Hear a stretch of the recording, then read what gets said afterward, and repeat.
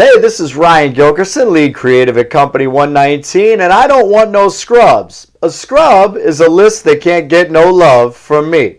We're talking about email lists today, and there's a term in the industry called scrubbing an email list.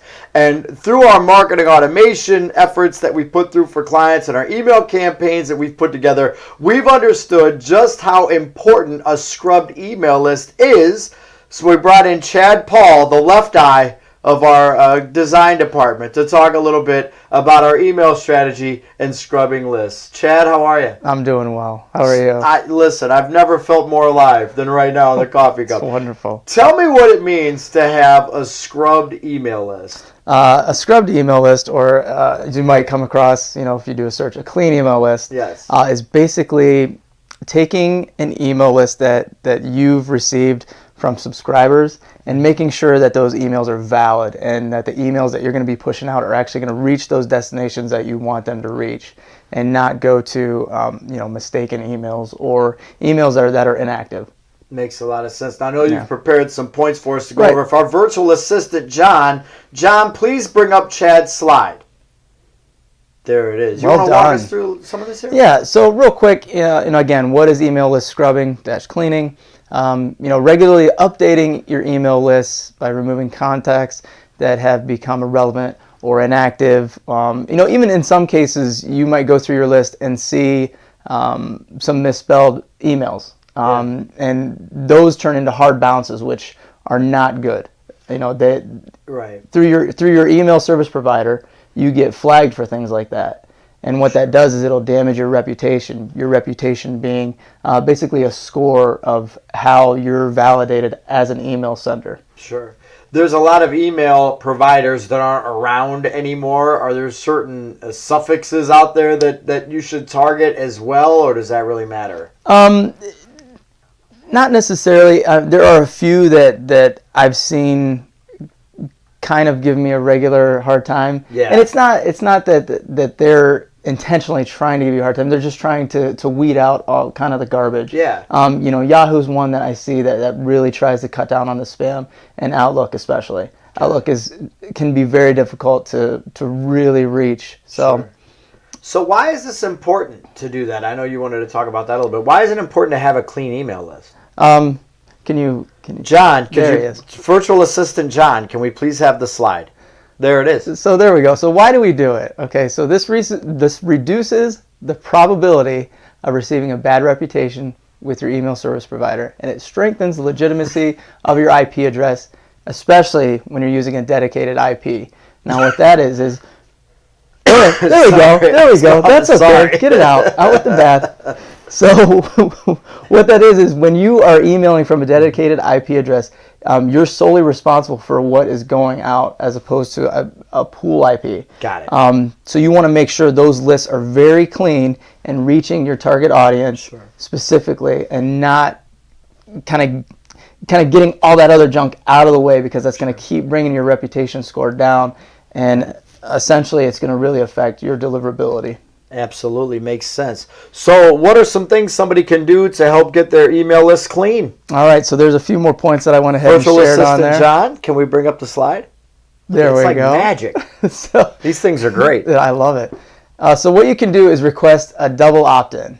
So what that is when you have somebody sign up, you send them another email kind of confirming that they know that they're going to be receiving these emails, instead of automatically hitting the spam button, or tossing it to the trash, or staying in your what's Gmail have now? They have your primary, they have your promotional, so they'll go to your promotional box and it'll sit there. When in reality, if you move that from the promotional box or channel and put it into your inbox, that actually helps you maintain a better score with your email service provider. I didn't know that. Yeah. Interesting. So, if you're really struggling, you can even send out an email like, hey, would you mind just, sliding that over? Yeah. Which probably wouldn't work, but you never know. You could. So there's a double opt-in. There's a re-engagement campaign that you could do. If you notice that your interaction is low, you can send out an email to your list saying, it can be very specific. Be like, hey, we noticed that you haven't really been interacting with our emails. do you want us to quit sending you emails? Because you're better off to stop sending them Sure. than you are to keep sending them and just have them sit and have that Interesting. engagement be so low that it's affecting your overall score. Interesting. Yeah. And Interesting. Virtual Assistant John, Back to bring up the list. last point. Make it easy to unsubscribe. It sounds so simple, and actually some email service providers will automate that for you. So sometimes you don't have to worry about it, but you definitely want to make sure that you leave it as an option. The reason being is you're better off to have them unsubscribe than you are to have them mark you as spam. Interesting. Very interesting. I know you've learned a lot about it through the marketing automation, and you do a lot of design for the marketing automation templates. Once you have a good, clean email list, how much does that email design have to do with your open rates and your read rates and things, and your subject line and how you really compose that email? Right, that has a lot to do with how you grab the customer right off the get-go. Your pre-header text, things of that nature are very important. Visually sticking to your brand standards.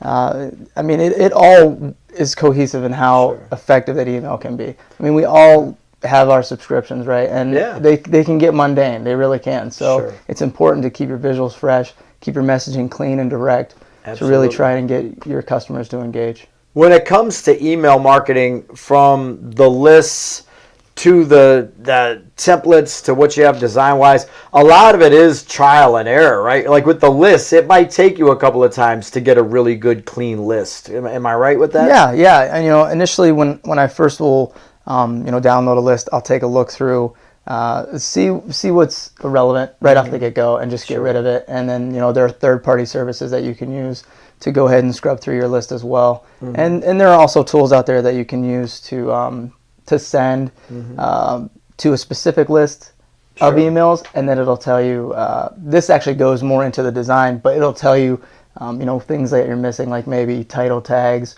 or, maybe an image isn't optimized yet. Sure. So, it's really useful tool and really getting everything prepared and ready to go. We're going to have you come back on and talk about good email design, too. We'll talk about that one day as well. We did landing pages. I feel like I'm turning into the Alec Baldwin of Saturday Night Live to... You're here whenever I can't get a good guest, I just have you come on. Oh, thank you. Really I appreciate that. Just playing, man. No, listen, that was awesome. And I think that's really helpful because a lot of people don't realize how important it is to have a good, clean email list. A lot of clients come to us with an email list and they think they're going to have 40,000 contacts. Then you scrub it out and it's half that many because there were a lot of invalid emails. It's really important to know who you have on that list. Yeah, the evolution's kind of crazy. You used to be able to just grab emails.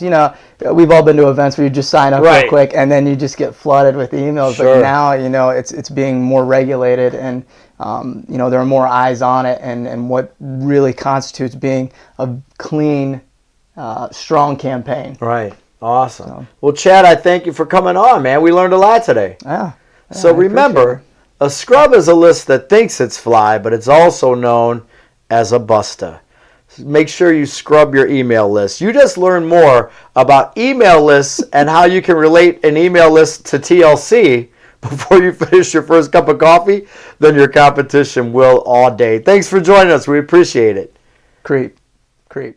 So I creep on your email list.